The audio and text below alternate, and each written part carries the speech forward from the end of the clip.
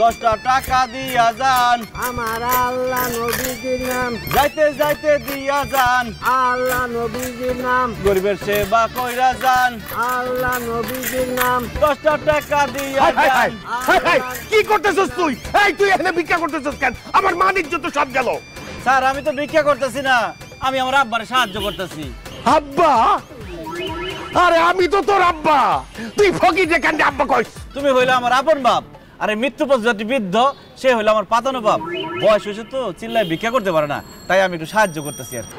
আমি আমার পাতানো আব্বার সাথে কালকে রাত্রে এখানেই ঘুমাইছি, শুয়ে যে আরাম পাইছি 5 তলা বিল্ডিং এর এসি রুমে আমি সেই আরাম পাই না। তাই চিন্তা করছি আজকে থেকে আমি এই পাতানো আব্বার সাথে থাকবো, এইখানেই ঘুমাবো, এটাই আমার বাসা।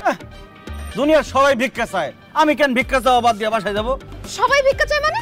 হ্যাঁ সবাই ভিক্ষা চায়, কেউ টাকা পয়সা ভিক্ষা চায়, কেউ প্রেমিকার কাছ থেকে প্রেম ভিক্ষা চায়, কেউ স্ত্রীর কাছ থেকে ভালোবাসা ভিক্ষা চায়, কেউ ডাক্তারের কাছ থেকে সুস্থতা ভিক্ষা চায়, নেতারা জনগণের কাছ থেকে ভোট ভিক্ষা চায়, জনগণ নেতার কাছ থেকে সুযোগ সুবিধা ভিক্ষা চায়। বৌমা আর কোনো উপায় নাই, চলো আধা ঘন্টা ভিক্ষা কইরা সারা জীবনের মান সম্মানটা তো বাঁচাই।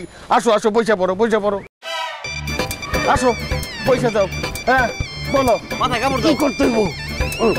সবাই একসাথে হ্যাঁ 10টা টাকা দিয়া যান আমার আল্লাহ নবীজির নাম যাইতে যাইতে দিয়া যান আল্লাহ নবীজির নাম গরিবের সেবা কইরা যান আল্লাহ নবীজির নাম